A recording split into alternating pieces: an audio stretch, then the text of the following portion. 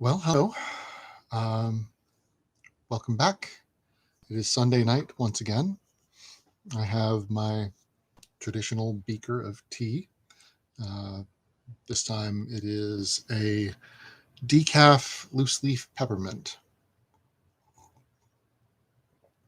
Very refreshing, turns out. So, we are here for. Make sure I'm on the right camera. Yep, that's the one. We are here for the second installment of Charles Dickens' Bleak House. Tonight we're going to be reading chapters 3 and 4, and I very much appreciate anyone who is tuned in to join us. I don't know if we would still call it that. There's no, well, I suppose there's signals traveling through the air someplace, but digress. Let's take a look at what we have for tonight. We're just going to jump right in. So here we go with Bleak House, Chapter 3.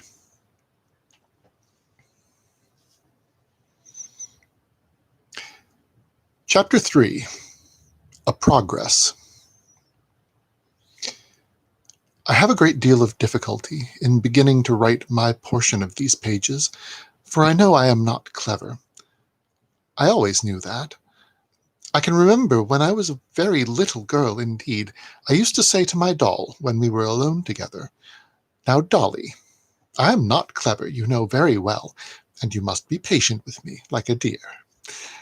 And so she used to sit, propped up in a great armchair, with a beautiful complexion and rosy lips, staring at me, or not so much at me, I think, as at nothing, while I busily stitched away and told her every one of my secrets. My dear old doll! I was such a shy little thing that I seldom dared to open my lips and never dared to open my heart to anybody else. It almost makes me cry to think what a relief it used to be to me when I came home from school of a day to run upstairs to my room and say, "Oh, you dear faithful Dolly, I knew you would be expecting me," and then to sit down on the floor, leaning on the elbow of her great chair, and tell her all I had noticed since we parted.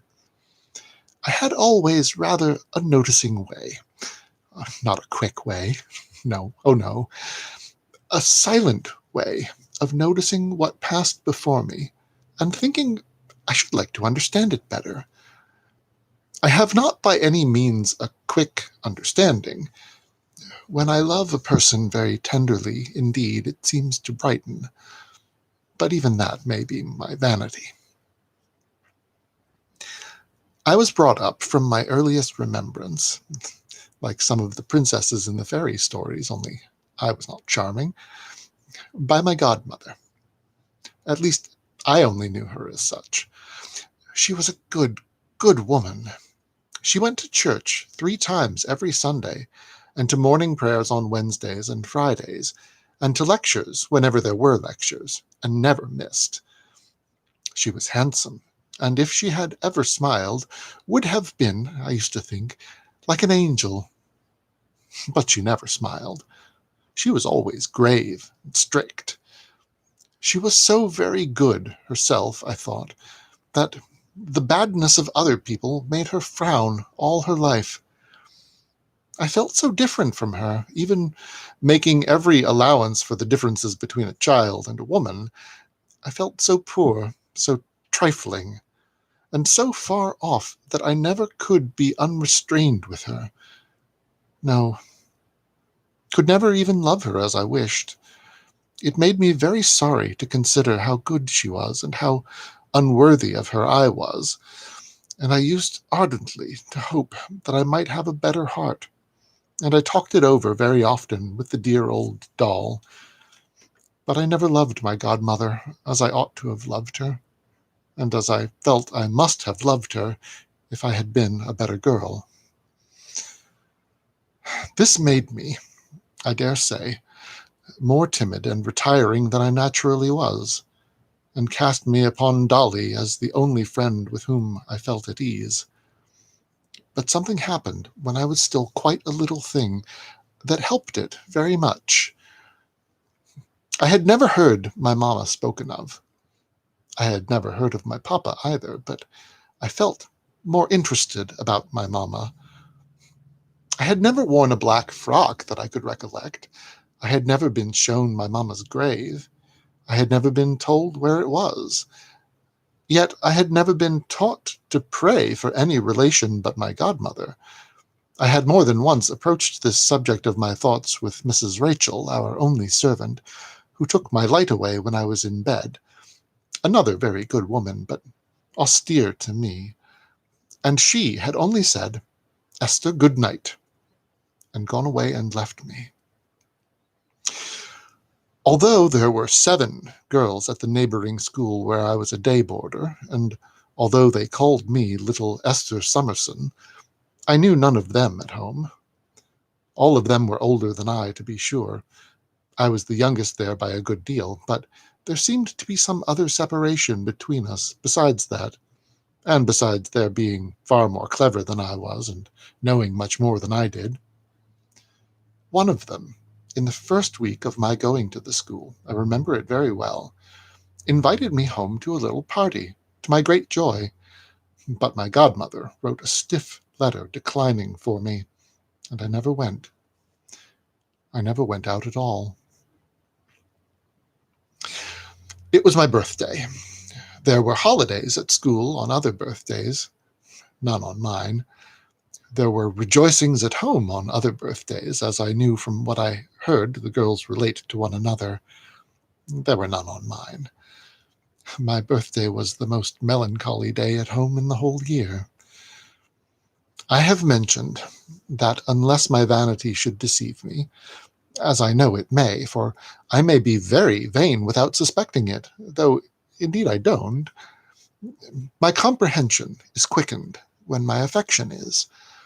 My disposition is very affectionate, and perhaps I might still feel such a wound, if such a wound could be received more than once with the quickness of that birthday. Dinner was over, and my godmother and I were sitting at the table before the fire. The clock ticked. The fire clicked. Not another sound had been heard in the room or in the house for I don't know how long. I happened to look timidly up from my stitching across the table at my godmother, and I saw in her face, looking gloomily at me, "It would have been far better, little Esther, that you had had no birthday, that you had never been born." I broke out crying and sobbing, and I said, "Oh, dear godmother, tell me, pray, do tell me, did mamma die on my birthday?" "No," she returned. "Ask me no more, child." "Oh, do pray tell me something of her. Do now, at last, dear godmother, if you please. What did I do to her? How did I lose her? Why am I so different from other children? And why is it my fault, dear godmother? No, no, no, no, don't go away. Oh, speak to me." I was in a kind of fright beyond my grief, and I caught hold of her dress and was kneeling to her. She had been saying all the while, "Let me go," but now she stood still. Her darkened face had such power over me that it stopped me in the midst of my vehemence. I put my trembling little hand to clasp hers or to beg her pardon with what earnestness I might, but withdrew it as she looked at me, and laid it on my fluttering heart. She raised me, sat in her chair, and standing me before her said slowly in a cold, low voice, I see her knitted brow and pointed finger, "Your mother, Esther, is your disgrace, and you were hers. The time will come, and soon enough, when you will understand this better, and will feel it too, as no one save a woman can. I have forgiven her," but her face did not relent. I have forgiven her the wrong she did to me, and I say no more of it, though it was greater than you will ever know, than anyone will ever know but I, the sufferer. For yourself, unfortunate girl, orphaned and degraded from the first of these evil anniversaries, pray daily that the sins of others be not visited upon your head according to what is written. Forget your mother, and leave all other people to forget her who will do her unhappy child that greatest kindness. Now go. She checked me, however, as I was about to depart from her, so frozen as I was, and added this: submission, self-denial, diligent work are the preparations for a life begun with such a shadow on it. You are different from other children, Esther, because you were not born like them in common sinfulness and wrath. You are set apart. I went up to my room and crept to bed and laid my doll's cheek against mine, wet with tears, and holding that solitary friend upon my bosom, cried myself to sleep. Imperfect as my understanding of my sorrow was, I knew that I had brought no joy at any time to anybody's heart, and that I was to no one upon earth what Dolly was to me. Dear, dear, to think how much time we passed alone together afterwards, and how often I repeated to the doll the story of my birthday and confided to her that I would try as hard as ever I could to repair the fault I had been born with, of which I confessedly felt guilty and yet innocent, and would strive, as I grew up, to be industrious, contented, and kind-hearted, and to do some good to some one, and win some love to myself if I could. I hope it is not self-indulgent to shed these tears as I think of it. I am very thankful. I am very cheerful, but I cannot quite help their coming to my eyes. There. I have wiped them away now and can go on again properly.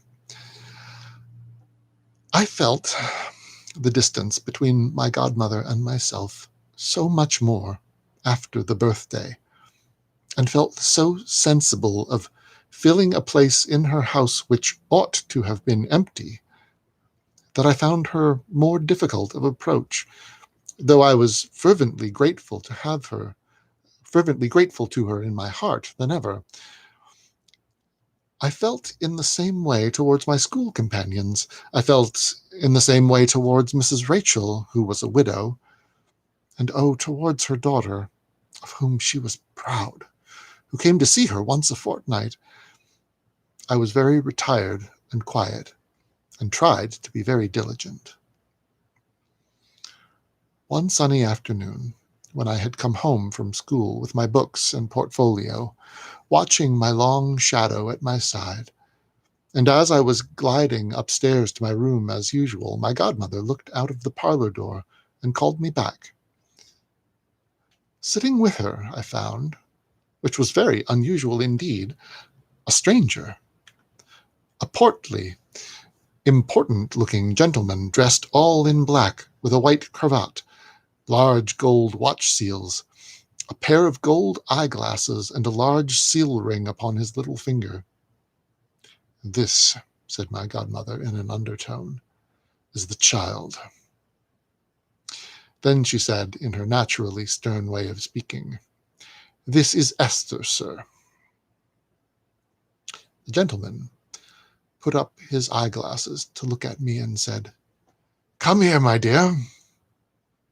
He shook hands with me and asked me to take off my bonnet, looking at me all the while.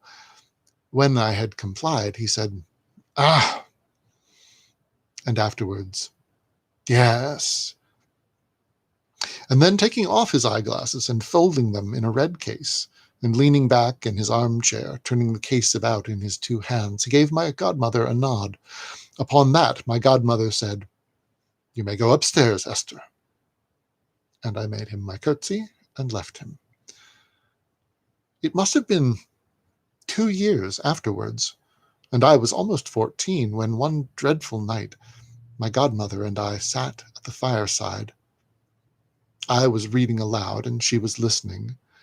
I had come down at 9 o'clock, as I always did, to read the Bible to her, and was reading from St. John about how our Saviour stooped down, writing with his finger in the dust, when they brought the sinful woman to him.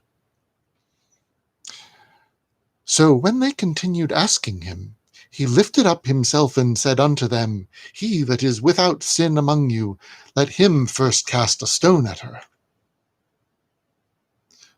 I was stopped by my godmother's rising, putting her hand to her head and crying out in an awful voice from quite another part of the book, Watch ye therefore, lest coming suddenly he find you sleeping. And what I say unto you, I say unto all, Watch. In an instant, while she stood before me repeating these words, she fell down on the floor. I had no need to cry out. Her voice had sounded through the house and been heard in the street. She was laid upon her bed. For more than a week she lay there, little altered outwardly, with her old, handsome, resolute frown that I so well knew carved upon her face. Many and many a time, in the day and in the night, with my head upon the pillow by her that my whispers might be plainer to her, I kissed her, thanked her, prayed for her, asked her for her blessing and forgiveness, entreated her to give me the least sign that she knew or heard me. No, no, no. Her face was immovable. To the very last, and even afterwards, her frown remained unsoftened. On the day after my poor good godmother was buried, the gentleman in black with the white neckcloth reappeared. I was sent for by Mrs. Rachel, and found him in the same place as if he had never gone away. "My name is Kenge," he said. "You may remember it, my child. Kenge and Carboy, Lincoln's Inn." I replied that I remembered to have seen him once before. "Pray be seated, here, near me. Don't distress yourself, it's of no use. Mrs. Rachel, I needn't inform you, who were acquainted with the late Miss Barbary's affairs, that her means die with her, and that this young lady, now her aunt is dead—" "My aunt, sir?" "It is really of no use carrying on a deception when no object is to be gained by it," said Mr. Kenge smoothly. "Aunt in fact, though not in law. Don't distress yourself, don't weep, don't tremble. Mrs. Rachel, our young friend has no doubt heard of the jaundice and jaundice." "Never," said Miss Rachel. "Is it possible," pursued Mr. Kenge, putting up his eyeglasses, "that our young friend— I beg you won't distress yourself— never heard of jaundice and jaundice?" I shook my head, wondering even what it was. "Not of jaundice and jaundice," said Mr. Kenge, looking over his glasses at me and softly turning the case about and about, as if he were petting something. "Not of one of the greatest chancery suits known. Not of jaundice and jaundice,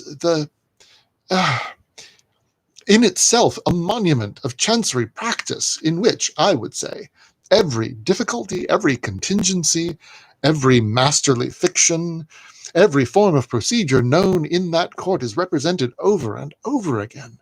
It is a cause that could not exist out of this free and great country. I should say that the aggregate of costs in jaundice and jaundice, Mrs. Rachel," I was afraid he addressed himself to her because I appeared inattentive, "amounts at the present hour to from 60 to 70,000 pounds, said Mr. Kenge, leaning back in his chair. I felt very ignorant. But what could I do? I was so entirely unacquainted with the subject that I understood nothing about it even then. And she really never heard of the cause, said Mr. Kenge. Surprising. Miss Barbary, sir, returned Mrs. Rachel, who is now among the seraphim. I hope so, I am sure, said Mr. Kenge politely. Wished Esther only to know what would be serviceable to her, and she knows, from any teaching she has had here, nothing more. Well, said Mr. Kenge, upon the whole very proper. Now, to the point, addressing me. Miss Barbary, your sole relation, in fact, that is, for I am bound to observe that in law you had none, being deceased, and it naturally not being to be expected that Mrs. Rachel— Oh, dear no, said Mrs. Rachel quickly. Quite so, assented Mr. Kenge. That Mrs. Rachel should charge herself with your maintenance and support. I beg you won't distress yourself.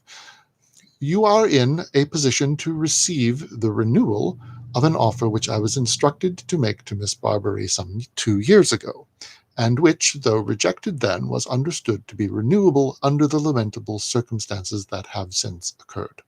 Now, if I avow that I represent, in Jarndyce and otherwise, a highly humane, but at the same time singular man, shall I compromise myself by any stretch of my professional caution?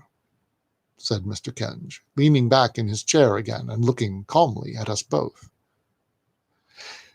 He appeared to enjoy beyond everything the sound of his own voice. I couldn't wonder at that, for it was mellow and full and gave great importance to every word he uttered. He listened to himself with obvious satisfaction, and sometimes gently beat time to his own music with his head, or rounded a sentence with his hand. I was very much impressed by him. Even then, before I knew that he formed himself on the model of a great lord, who was his client, and that he was generally called Conversation Kenge. Mr. Jarndyce, he pursued, being aware of the, I would say, desolate position of our young friend, offers to place her at a first-rate establishment where her education shall be completed, where her comfort shall be secured, where her reasonable wants shall be anticipated, where she shall be eminently qualified to discharge her duty in that station of life unto which it has pleased, shall I say Providence, to call her. My heart was filled so full, both by what he said and by his affecting manner of saying it, that I was not able to speak, though I tried. Mr. Jarndyce, he went on, makes no condition beyond expressing his expectation that our young friend will not at any time remove herself from the establishment in question without his knowledge and concurrence, that she will faithfully apply herself to the acquisition of those accomplishments upon the exercise of which she will be ultimately dependent, that she will tread in the paths of virtue and honor, and so forth. I was still less able to speak than before. Now, what does our young friend say? Proceeded Mr. Kenge. Take time. I paused for her to reply, but take time. What the destitute subject of such an offer tried to say, I need not repeat. What she did say, I could more easily tell if it were worth the telling. What she felt, and will feel to her dying hour, I could never relate. This interview took place at Windsor, where I had passed, as far as I knew, my whole life. On that day week, amply provided with all necessaries, I left it, inside the stagecoach for Reading. Mrs. Rachel was too good to feel any emotion at parting, but I was not so good, and wept bitterly. I thought that I ought to have known her better, after so many years, and ought to have made myself enough of a favorite with her to make her sorry then. When she gave me one cold parting kiss upon my forehead, like a thaw drop from the stone porch, it was a very frosty day, I felt so miserable and self-reproachful that I clung to her and told her it was my fault I knew that she could say goodbye so easily. "No, Esther," she returned. "It is your misfortune." The coach was at the little lawn gate. We had not come out until we heard the wheels, and thus I left her, with a sorrowful heart. She went in before my boxes were lifted to the coach roof, and shut the door. As long as I could see the house, I looked back at it from the window, through my tears. My godmother had left Mrs. Rachel all the little property she possessed, and there was to be a sale. And an old hearth-rug with roses on it, which always seemed to me the first thing in the world I had ever seen, was hanging outside in the frost and snow. A day or two before I had wrapped the dear old doll in her own shawl and quietly laid her, I'm half ashamed to tell it, in the garden earth, under the tree that shaded my old window. I had no companion left but my bird, and him I carried with me in his cage. When the house was out of sight, I sat, with my bird cage in the straw at my feet, forward on the low seat to look out of the high window, watching the frosty trees that were like beautiful pieces of spar, and the fields all smooth and white with last night's snow, and the sun so red but yielding so little heat, and the ice dark like metal where the skaters and sliders had brushed the snow away. There was a gentleman in the coach, who sat on the opposite seat and looked very large in a quantity of wrappings, but he sat gazing out of the other window and took no notice of me. I thought of my dead godmother, of the night when I read to her, of her frowning so fixedly and sternly in her bed, of the strange place I was going to, of the people I should find there, and what they would be like, and what they would say to me, when a voice in the coach gave me a terrible start. It said, "What the devil are you crying for?" I was so frightened that I lost my voice and could only answer in a whisper, "Me, sir?"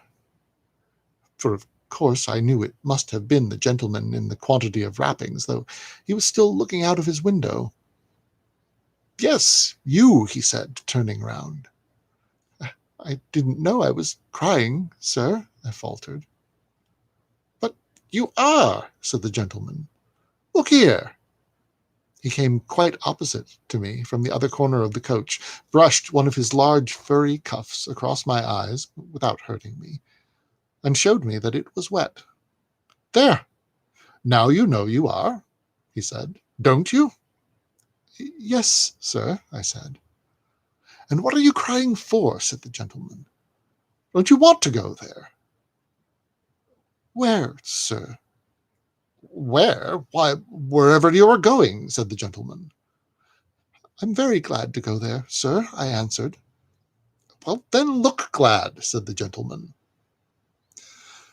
I thought he was very strange, or at least that what I could see of him was very strange, for he was wrapped up to the chin, and his face was almost hidden in a fur cap with broad fur straps at the side of his head fastened under his chin. But I was composed again, and not afraid of him. So I told him that I thought I must have been crying because of my godmother's death, and because of Mrs. Rachel's not being sorry to part with me. "Confound Mrs. Rachel," said the gentleman. "Let her fly away in a high wind on a broomstick." I began to be really afraid of him now, and looked at him with the greatest astonishment, but I thought that he had pleasant eyes, although he kept on muttering to himself in an angry manner and calling Mrs. Rachel names. After a little while, he opened his outer wrapper, which appeared to me large enough to wrap up the whole coach, and put his arm down into a deep pocket in the side. "Now look here," he said. In this paper, which was nicely folded, is a piece of the best plum cake that can be got for money. Sugar on the outside, an inch thick like fat on mutton chops. Here's a little pie. A gem this is, both for size and quality. Made in France. What do you suppose it's made of? Livers of fat geese. Well, there's a pie. Now, let's see you eat 'em. Thank you, sir, I replied. Thank you very much indeed, but I hope you won't be offended. They are too rich for me. Floored again, said the gentleman, which I didn't at all understand, and threw them both out of the window. He did not speak to me any more until he got out of the coach a little way short of Reading, when he advised me to be a good girl and to be studious, and shook hands with me. I must say I was relieved by his departure. We left him at a milestone. I often walked past it afterwards, and never for a long time without thinking of him and half expecting to meet him, but I never did. And so as time went on, he passed out of my mind. When the coach stopped, a very neat lady looked up at the window and said, "Miss Donny." "No, ma'am, Esther Summerson." "That is quite right," said the lady. "Miss Donny." I now understood that she introduced herself by that name and begged Miss Donny's pardon for my mistake and pointed out my boxes at her request. Under the direction of a very neat maid, they were put outside a very small green carriage, and then Miss Donny, the maid, and I got inside and were driven away. "Everything is ready for you, Esther," said Miss Donny, "and the scheme of your pursuits has been arranged in exact accordance with the wishes of your guardian, Mr. Jarndyce." Did you say, ma'am?" "Of your guardian, Mr. Jarndyce," said Miss Donny. I was so bewildered that Miss Donny thought the cold had been too severe for me, and lent me her smelling bottle. "Do you know my guardian, Mr. Jarndyce, ma'am?" I asked after a good deal of hesitation. "Well, not personally, Esther," said Miss Donny. "Merely through his solicitors, Messrs. Kenge and Carboy of London. A very superior gentleman, Mr. Kenge. Truly eloquent indeed, some of his periods quite majestic." I felt this to be very true, but was too confused to attend to it.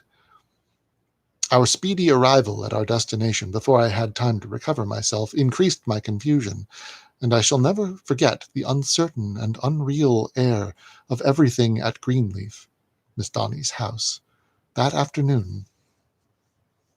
But I soon became used to it. I was so adapted to the routine of Greenleaf before long that I seemed to have been there a great while, and almost to have dreamed rather than really lived my old life at my godmother's. Nothing could be more precise, exact, and orderly than Greenleaf. There was a time for everything all round the dial of the clock, and everything was done at its appointed moment. We were 12 boarders, and there were 2 Miss Donnys, twins. It was understood that I would have to depend, by and by, on my qualifications as a governess, and I was not only instructed in everything that was taught at Greenleaf, but was very soon engaged in helping to instruct others. Although I was treated in every other respect like the rest of the school, this single difference was made in my case from the first. As I began to know more, I taught more, and so in course of time I had plenty to do, which I was very fond of doing because it made the dear girls fond of me. At last, whenever a new pupil came who was a little downcast and unhappy, she was so sure, indeed I don't know why, to make a friend of me that all newcomers were confided to my care. They said I was so gentle, but I am sure they were. I often thought of the resolution I had made on my birthday, to try and be industrious, contented, and true-hearted, and to do some good to some one, and win some love if I could. And indeed, I've almost felt ashamed to have done so little, and won so much. I passed at Greenleaf 6 happy, quiet years. I never saw in any face there, thank heaven, on my birthday, that it would have been better if I had never been born. When the day came round, it brought me so many tokens of affectionate remembrance that my room was beautiful with them from New Year's Day to Christmas. In those 6 years I had never been away, except on visits at holiday time in the neighborhood. After the first 6 months or so, I had taken Miss Donny's advice in reference to the propriety of writing to Mr. Kenge, to say that I was happy and grateful, and with her approval I had written such a letter. I had received a formal answer acknowledging its receipt and saying, "We note the contents thereof, which shall be duly communicated to our client." After that, I sometimes heard Miss Donny and her sister mention how regular my accounts were paid, and about twice a year I ventured to write a similar letter. I always received by return of post exactly the same answer, in the same round hand, with the signature of Kenge and Carboy in another writing, which I supposed to be Mr. Kenge's. It seemed so curious to me to be obliged to write all this about myself, as if this narrative were the narrative of my life, but my little body will soon fall into the background now. 6 quiet years. I find I am saying it for the second time. I had passed at Greenleaf, seeing in those around me, as it might be in a looking-glass, every stage of my own growth and change there, when, one November morning, I received this letter. I omit the date. Old Square, Lincoln's Inn. Madam, Jarndyce and Jarndyce. Our client, Mr. Jarndyce, being about to receive into his house, under an order of the Court of Chancery, a ward of the court in this cause, for whom he wishes to secure an eligible companion, directs us to inform you that he will be glad of your services in the aforementioned capacity. We have arranged for your being forwarded, carriage-free, per 8 o'clock coach from Reading, on Monday morning next, to Whitehorse Cellar, Piccadilly, London, where one of our clerks will be in waiting to convey you to our office as above. We are, madam, your obedient servants, Kenge and Carboy. Miss Esther Summerson. Oh, never, never, never shall I forget the emotion this letter caused in the house. It was so tender in them to care so much for me. It was so gracious in that father who had not forgotten me to have made my orphan way so smooth and easy, and to have inclined so many youthful natures towards me, that I could hardly bear it.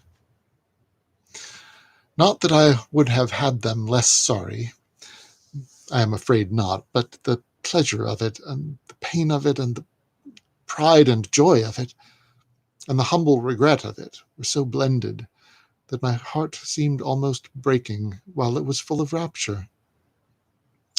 The letter gave me only 5 days' notice of my removal, when every minute added to the proofs of love and kindness that were given me in those 5 days, and when at last the morning came, and when they took me through all the rooms that I might see them for the last time, and when some cried, "Esther, dear, say good-bye to me here at my bedside, where you first spoke so kindly to me," and when others asked me only to write their names, "With Esther's love," and when they all surrounded me with their parting presents, and clung to me, weeping, and cried, "What shall we do when dear, dear Esther's gone?"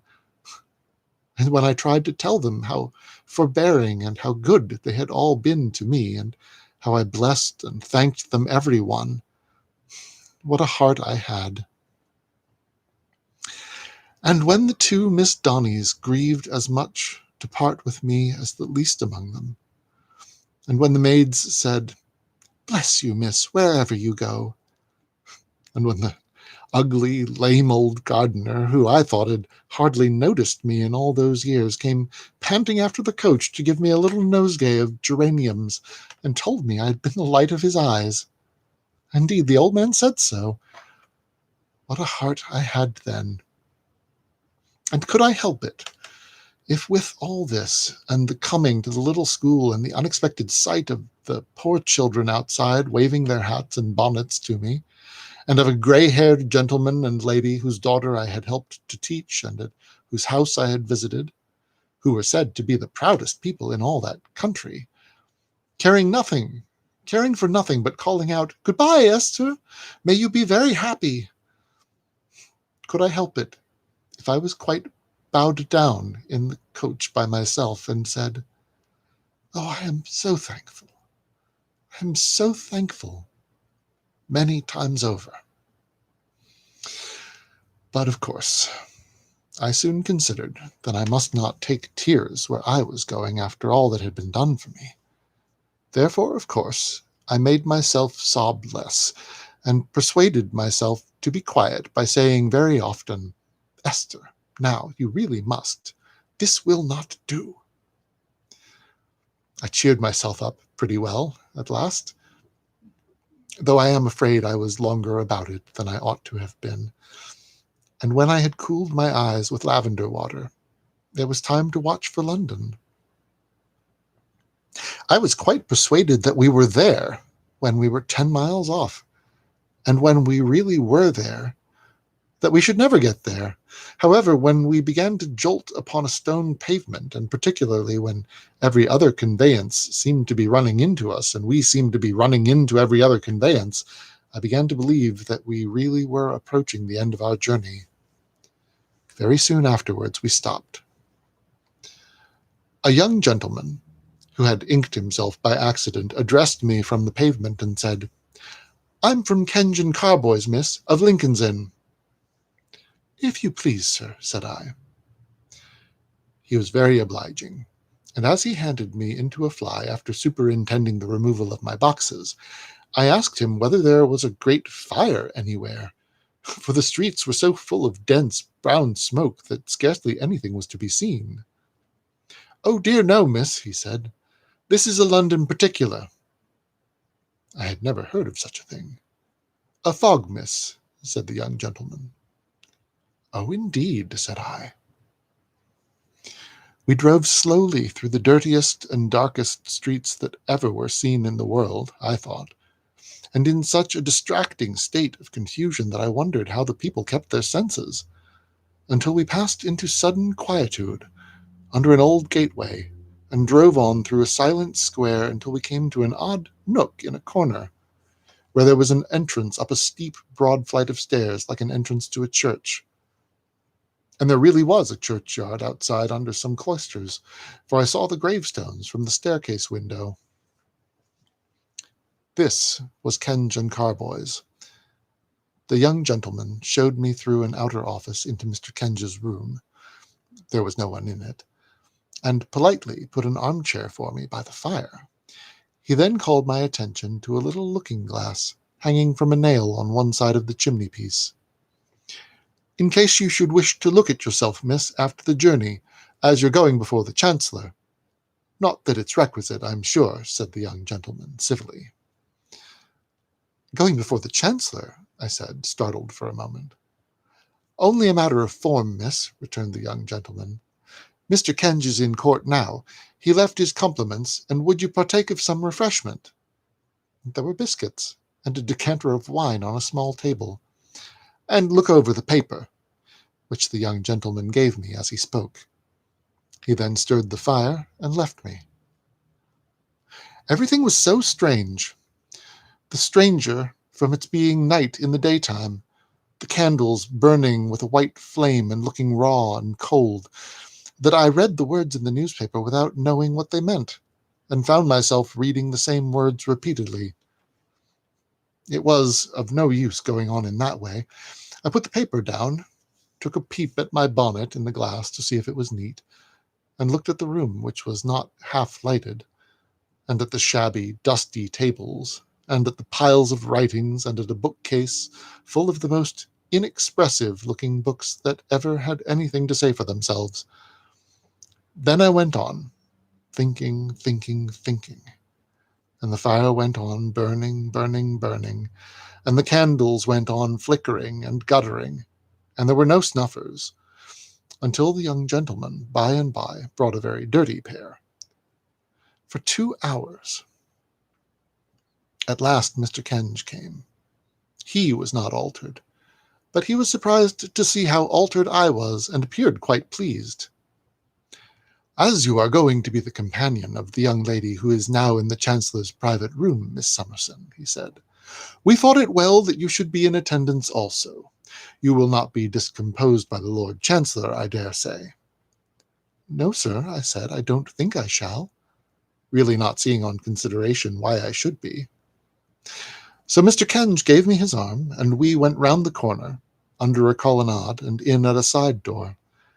And so we came along a passage into a comfortable sort of room, where a young lady and a young gentleman were standing near a great, loud-roaring fire. A screen was interposed between them and it, and they were leaning on the screen, talking. They both looked up when I came in, and I saw in the young lady, with the fire shining upon her, such a beautiful girl, with such rich, golden hair, such soft blue eyes, and such a bright, innocent, trusting face. "Miss Ada," said Mr. Kenge, "this is Miss Summerson." She came to meet me with a smile of welcome, and her hand extended, but seemed to change her mind in a moment, and kissed me. In short, she had such a natural, captivating, winning manner that in a few minutes we were sitting in the window-seat with the light of the fire upon us, talking together as free and happy as could be. What a load off my mind! It was so delightful to know that she could confide in me and like me. It was so good of her, and so encouraging to me. The young gentleman was her distant cousin, she told me, and his name Richard Carstone.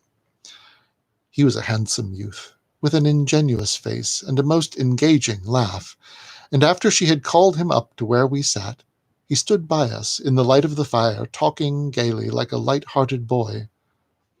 He was very young, not more than 19 then, if quite so much, but nearly 2 years older than she was. They were both orphans, and, what was very unexpected and curious to me, had never met before that day. Our all three coming together for the first time in such an unusual place was a thing to talk about, and we talked about it. And the fire, which had left off roaring, winked its red eyes at us, as Richard said, like a drowsy old chancery lion. We conversed in a low tone, because a full-dressed gentleman in a bag-wig frequently came in and out, and when he did so we could hear a drawling sound in the distance, which he said was one of the counsel in our case addressing the Lord Chancellor. He told Mr. Kenge that the Chancellor would be up in 5 minutes, and presently we heard a bustle and a tread of feet, and Mr. Kenge said that the court had risen, and his lordship was in the next room. The gentleman in the bag-wig opened the door almost directly, and requested Mr. Kenge to come in. Upon that, we all went into the next room, Mr. Kenge first, with my darling. It's so natural to me now that I can't help writing it. And there, plainly dressed in black, and sitting in an armchair at a table near the fire, was his lordship, whose robe, trimmed with beautiful gold lace, was thrown upon another chair. He gave us a searching look as we entered, but his manner was both courtly and kind. The gentleman in the bag-wig laid bundles of papers on his lordship's table, and his lordship silently selected one and turned over the leaves. "Miss Clare," said the Lord Chancellor. "Miss Ada Clare?" Mr. Kenge presented her, and his lordship begged her to sit down near him. That he admired her and was interested by her, even I could see in a moment. It touched me that the home of such a beautiful young creature should be represented by that dry, official place.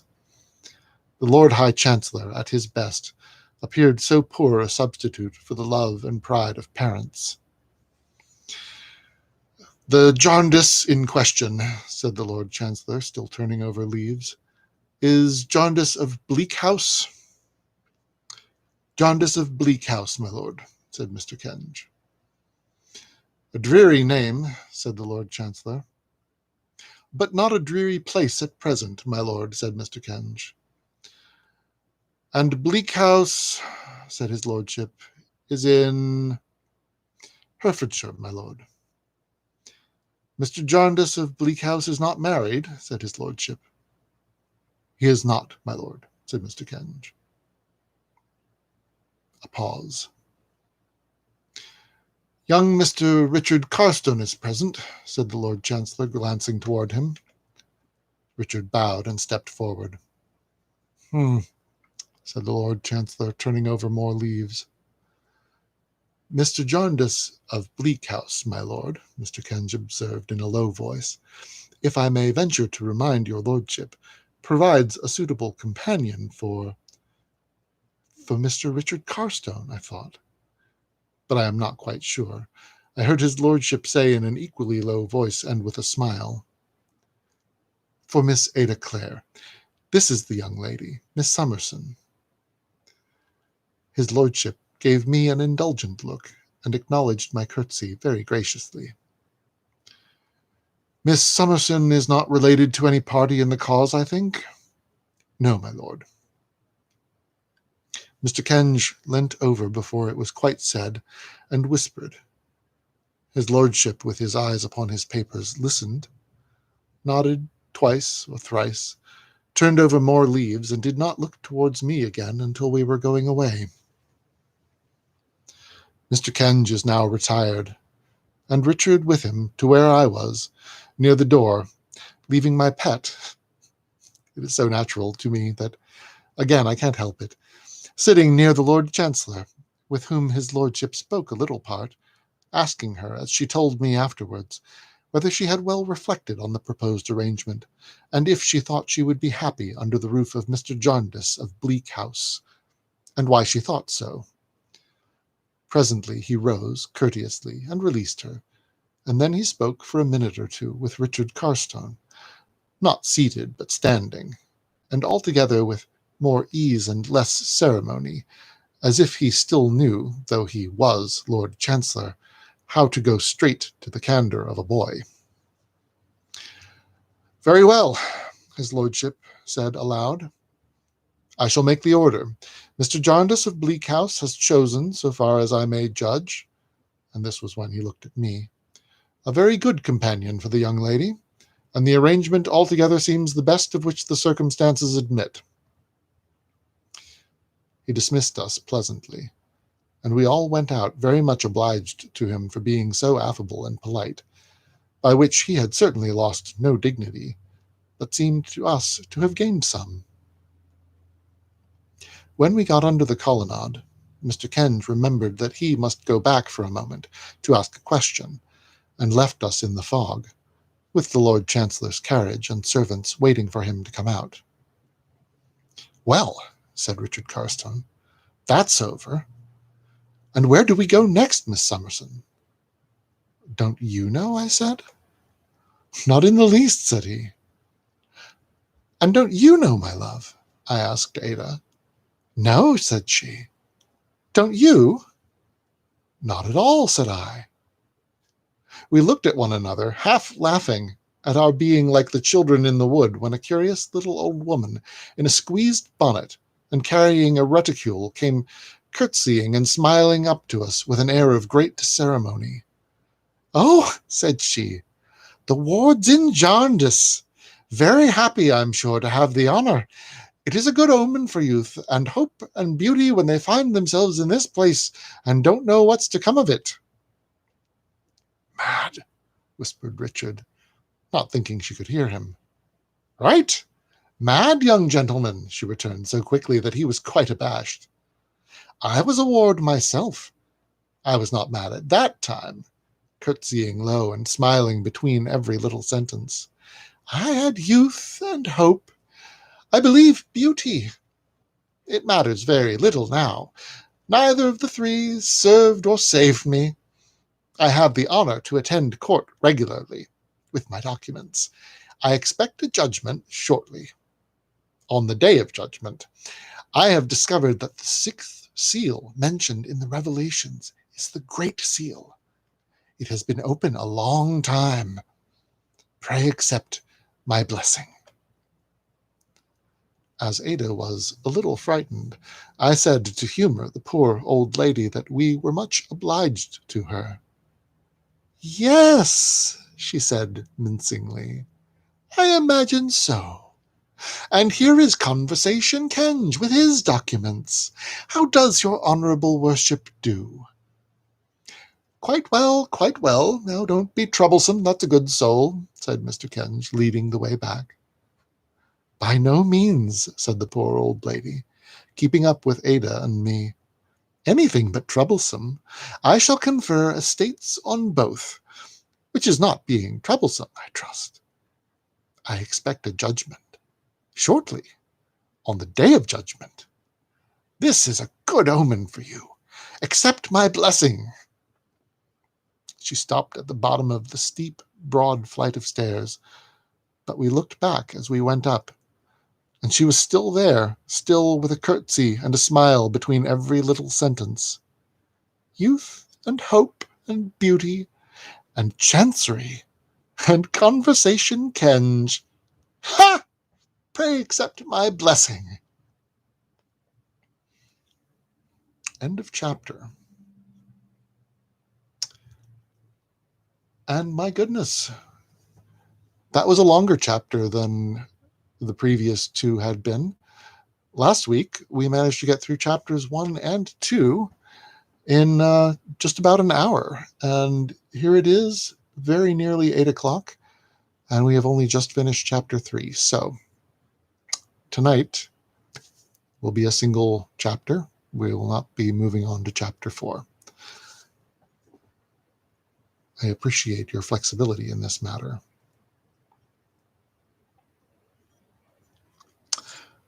And I look forward to seeing you all next week as we do move on to chapter 4 and see what lies in wait for us then. Good night all. You all.